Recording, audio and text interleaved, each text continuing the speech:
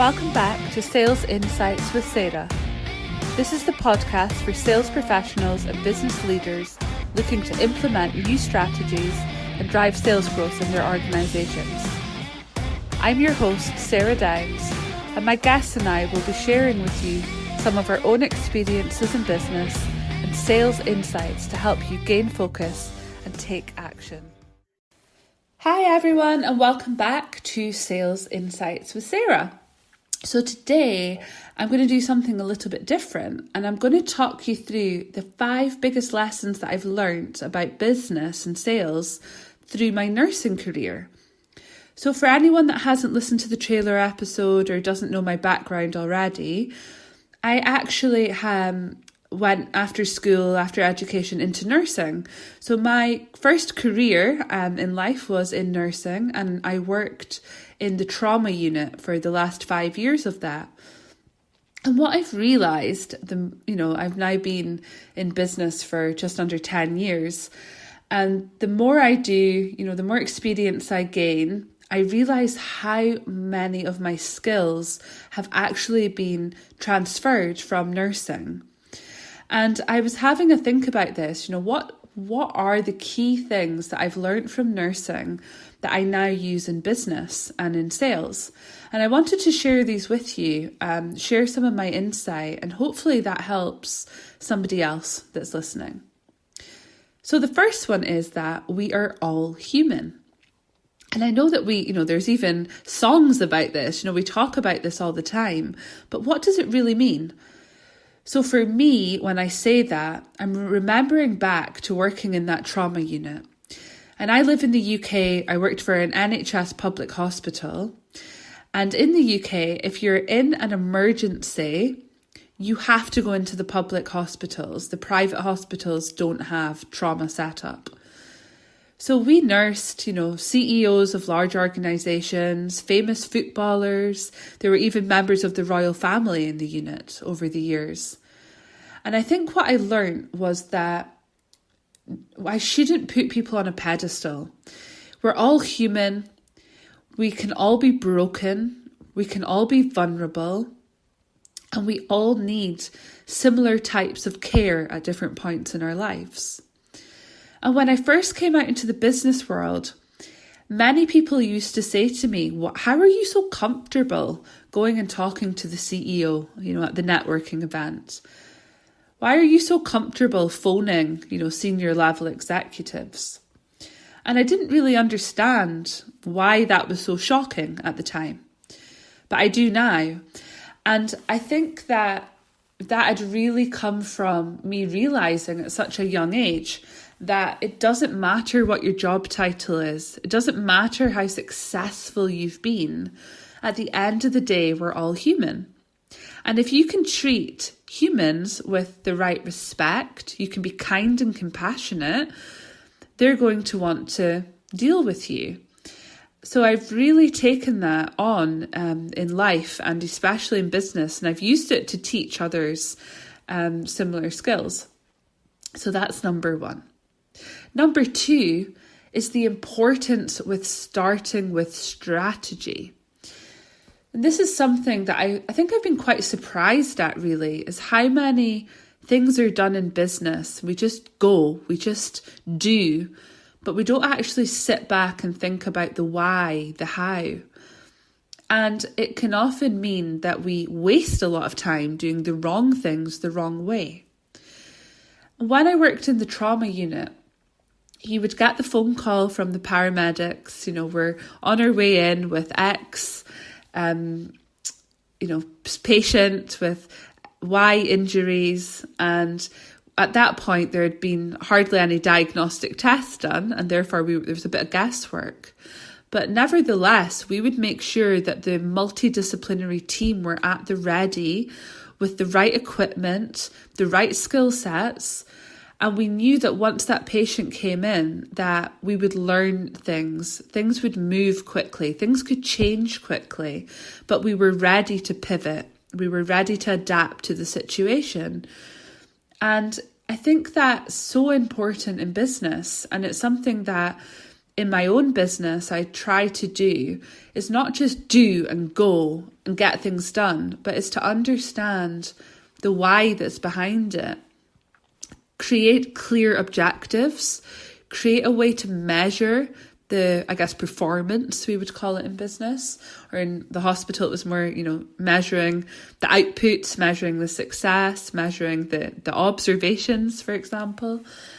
And if we do that, things work out much better than just jumping in at the deep end and just, doggy paddling our way through the situation. So that's the second one. The third lesson is don't self-diagnose.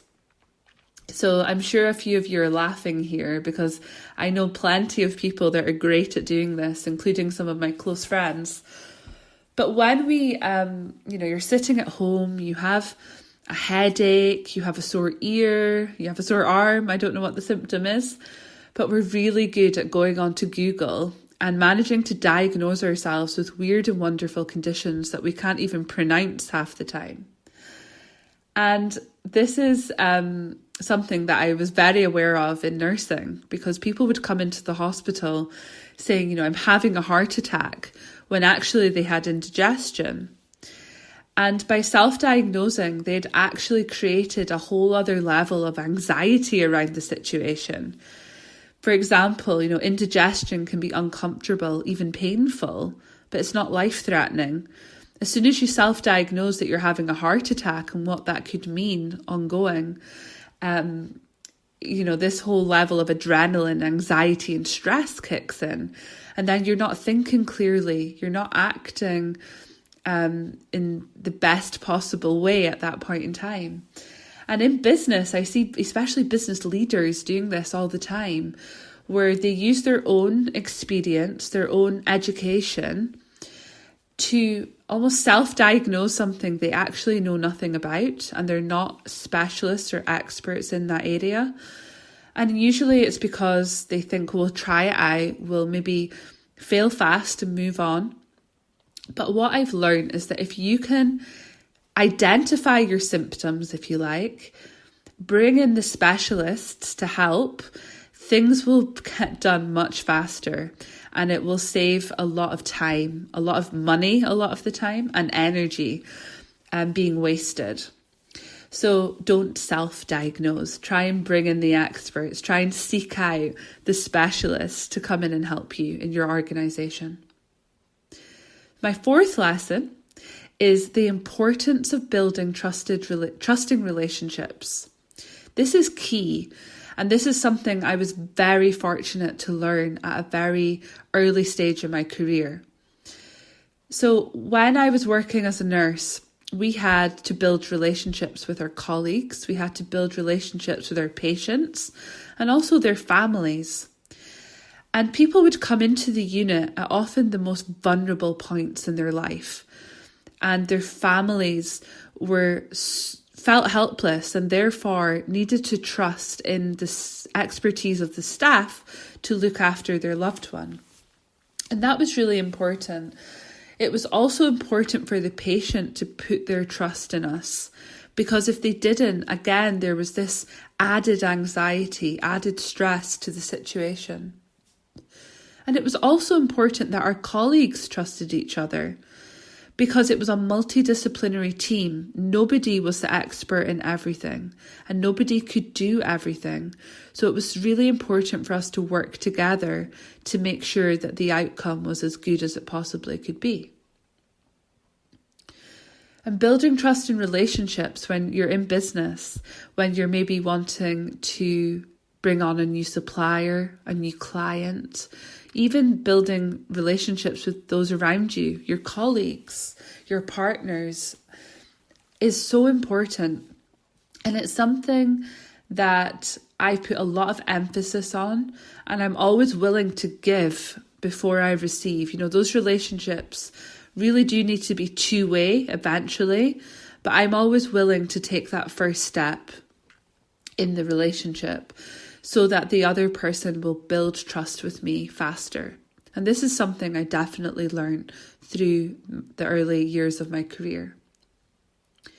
And my last and final lesson is that it's okay to show vulnerability. It's okay to say, I don't know the answer. I'm not okay. I need to rest. And this is something that I used to preach to my patients all the time. I would always say to them, don't worry if you're upset. It's okay not to be okay. Don't hide that you're in pain. Let us know and we'll help you. We'll give you something for that. It's okay not to always know the answers. For the doctors straight away, sometimes they need to go away and do some more research or ask another expert. And I used to say to the patients, it's okay to say to your families, can you maybe go home now? I really need to rest. But when I left nursing and I came into business, what I realised is these are things I wasn't great at doing myself. And it's taken me years to be okay with some of this. I'm quite comfortable now if a client asks a question and I don't know an answer to say so and to go away and figure it out and maybe ask other people that are more of an expert in that area. I'm also okay with now admitting when I'm not okay and when I need to rest. And that's something that's even come up in the past week. I said to my business partner, Yukemi, last week, I've really been full on since the end of last year and I'm really near burnout now. I need a break and I've taken a week off to go away with my family in a few weeks' time. And it's first of all admitting it to yourself and not trying to be superhuman. And then it's being able to admit it to others and show that vulnerability. Not always feeling that you need to be strong and that you need to be confident and that you need to be able to work every hour under the sun forevermore. So hopefully those lessons and that insight is going to help a few of you listening to the podcast. And if you have any questions or you need anything clarified a bit further, please don't hesitate to reach out and ask. You'll find all of my contact details on the show notes. And I look forward to speaking to you all in the next episode. Thank you. Bye. Thank you for listening to the Sales Insights with Sarah podcast. Remember to subscribe if you haven't already so that you are notified of every new episode. If you could take a few minutes to leave a review, it would be greatly appreciated. See you next time.